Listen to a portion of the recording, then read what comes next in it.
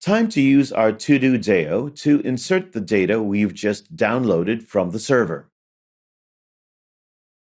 To avoid creating a to-do DAO each time, we'll place it in the application and then we'll be able to extract the object each time we need it. This is a typical example of an object suitable for a singleton which can be used in multiple places. That's why we return to our application and create a new field.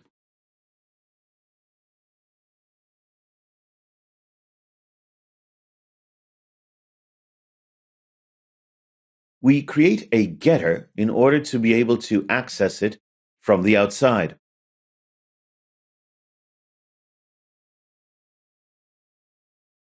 Next, we create a to-do DAO instance. We have to pass the context here. Actually, the entire application is a context, so we can either pass this or call the getApplicationContext method. Now, we'll be able to use our to-do DAO in any place in the application. It's created before the application start, so we can use this class in any other place in the application. In order to test our class, we go to the list activity where we refresh the data from the server. We go to the refresh method, or, to be a bit more precise, to the async task, which is called there. As soon as the data is inserted, we can save it. One after another, we can insert all the elements to the to-do DAO. Obviously, first we need to access DAO. That's why we'll use getApplication and create a variable which will be our to-do DAO.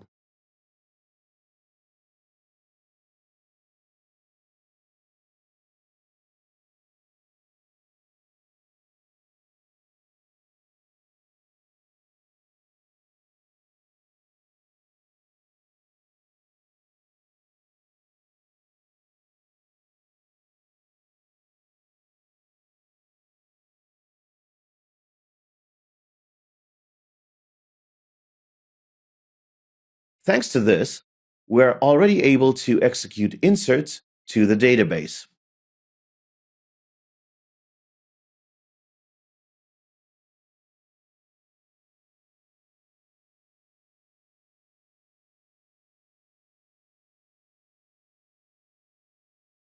At this moment, particular tasks are executed and the database is filled in. It's time we tested our solution.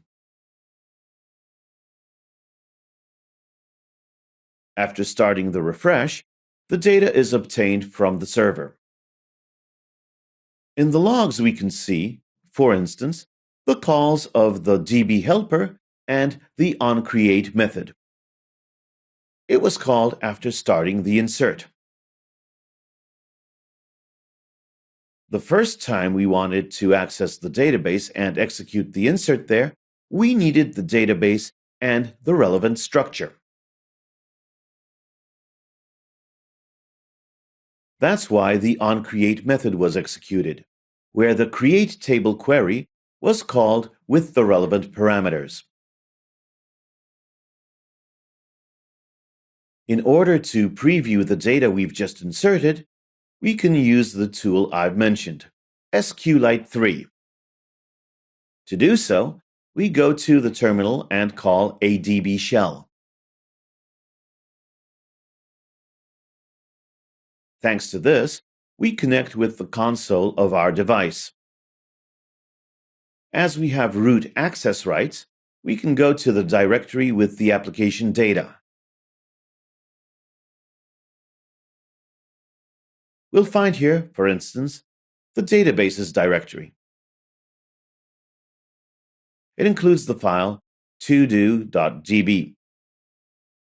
This is the name we set at the moment of creating it in DB helper. Using the SQLite 3 tool, we can connect with the database. Commands starting from the dot are commands directly from the client. They're not SQL commands. That's why we have, for instance, the .help command, which displays all the commands available inside the client. We'll be particularly interested in two commands. The first one is .tables, which displays the existing tables. Here we see, for instance, the Android underscore metadata, which is created automatically, as well as our to-dos table. The .headers command causes that, after the execution of select, the information about which column corresponds to which data is displayed at the very top.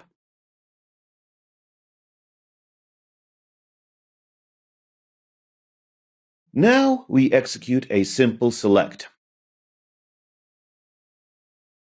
This way we get the complete elements of our database. For instance, we see here the fields of ID, content, the done flag saved in a form 01, created at, and updated at as a timestamp, as well as user ID. The last column allows us to identify which logged-in user the entries belong to. Thanks to this, we'll be able to display only the entries belonging to the given user. We already have the data. In the next module, we'll deal with displaying it using the adapter directly from the database.